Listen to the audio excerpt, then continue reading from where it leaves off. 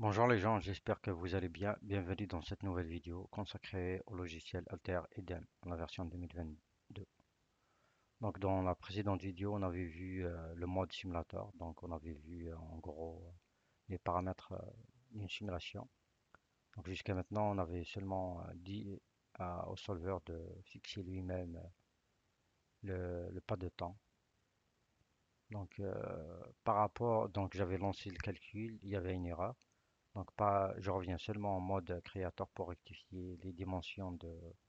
Donc si on regarde ici les dimensions des particules, c'est seulement 1 mm et devant notre géométrie, c'est vraiment très petit. Ça va prendre un grand temps. C'est pour cela que je vais essayer d'augmenter les rayons jusqu'à 10. Ici sur X, je vais les aligner d'une façon. Hop, je clique sur. Voilà. Après, je vais sauvegarder en cliquant sur CTRL S. Je reviens en mode simulator. Donc là, il va me proposer, il va me dire que le rayon mine des particules est 10 mm. Je vais pouvoir lancer le calcul. Donc tout dépend de votre machine. Plus vous avez une machine performante, plus le calcul va se faire rapidement. Donc espérons bien que ça va se faire rapidement sur ma machine, même si elle est vieille, mais quand même il va se faire.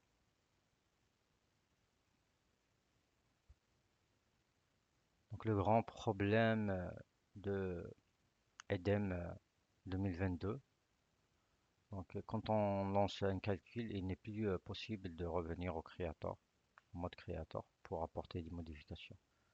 Alors que bon, les solvers open source, académiques, bah, vous pouvez lancer autant de calculs que vous voulez. En même temps, vous pouvez travailler sur l'élaboration, la modification de votre modèle, parce il se fait à travers un script Python. Mais par contre, ici, bon, c'est une interface graphique, donc une fois que vous lancez le calcul, il n'est plus possible de passer à un autre mode. Voilà, ils sont désactivés, tout est désactivé maintenant, jusqu'à la fin du calcul. Alors que normalement, le calcul il doit se faire sur un autre processus. Donc il va lancer un processus qui va faire le calcul et il va pas gêner quand même la modification. Mais on s'en fout. C'est comme ça qu'il est fait le logiciel. On s'adapte à lui. Donc on va attendre la fin de la simulation.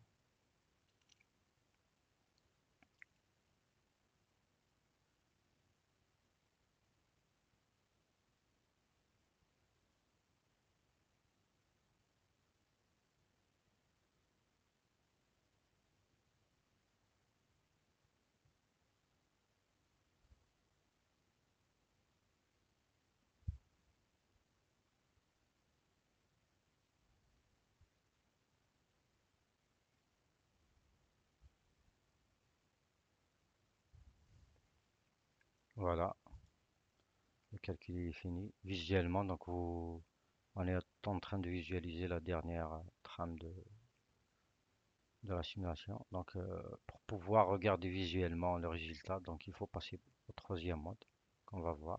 C'est le mode analyse, c'est le post-traitement de Eden. Donc, si je clique ici, on aura la même interface, mais avec une nouvelle, des nouvelles fenêtres.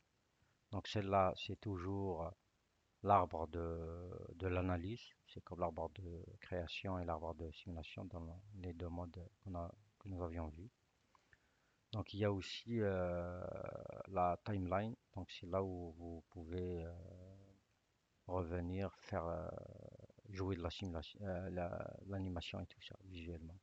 Donc si je clique sur le bouton pour revenir au premier pas et je clique sur l'animation, vous pouvez voir visuellement le déroulement, le comportement de notre modèle. Voilà, donc vous avez la possibilité d'utiliser le bouton gauche de la souris pour pivoter, pour pouvoir pivoter. Et le bouton droit pour pouvoir translater plutôt, pardon. Et le bouton droit pour pivoter. Voilà. Je clique encore une fois. Voilà.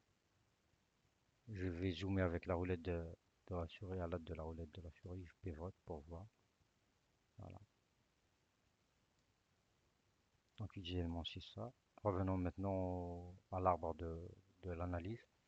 Donc vous avez un élément display, c'est lui qui s'occupe de faire apparaître les objets de votre modèle. Il y a aussi l'élément de sélection. Il y a des outils que vous pouvez utiliser pour faire des mesures, comme la règle. Ici, c'est pour calculer les angles. Ici, c'est pour le domaine. Après, il y a un élément pour pouvoir faire des captures. Ça, c'est pour les champs. Et ça, c'est pour l'analyse continue. Donc, si je reviens à l'élément des display, si je clique sur géométrie, il y a un bouton pour faire apparaître et disparaître et cacher les objets, donc les géométries bien sûr. Mais par contre, quand je clique, il n'y a rien qui se passe. Je ne sais pas si c'est un bug ou non. Mais par contre, vous pouvez le faire pour chaque géométrie. Donc si je clique sur polygone, je fais display, ben, il va disparaître. Voilà. Et le cylindre, si je veux le cacher. Mais par contre, vous pouvez aussi, il y a la fenêtre bien sûr des propriétés. Vous pouvez apporter vraiment des modifications en termes de couleur, d'opacité, tout ça. Vous pouvez explorer après.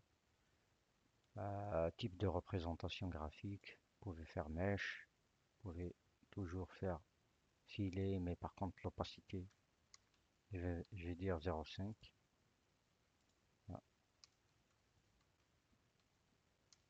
Voilà, maintenant il est transparent. Visuellement, vous pouvez apporter beaucoup de, après des couleurs et tout ça. Maintenant je reviens sur les particules, donc si je clique sur particules aussi, il y a la possibilité dans les propriétés de cacher les particules, la représentation bien sûr, vous pouvez la changer, le coloriage par rapport ici, donc c'est par rapport vitesse angulaire. Je pourrais dire normalement la valeur par défaut c'est uniforme. Voilà. Après, vous pouvez changer de type, non,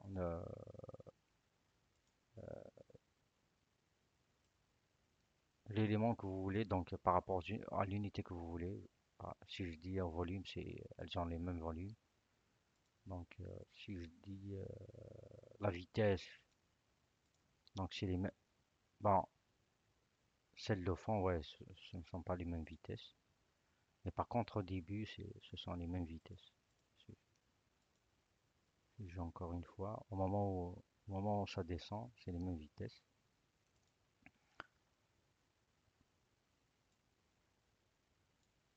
Après, on va essayer de consacrer une vidéo pour expliquer tous les outils qu'offre Eden pour le post-traitement. Mais la prochaine vidéo, donc, on va essayer d'explorer le mode simulator, mais cette fois-ci, on va le configurer manuellement. Donc, je vous donne rendez-vous pour une prochaine vidéo et je vous remercie.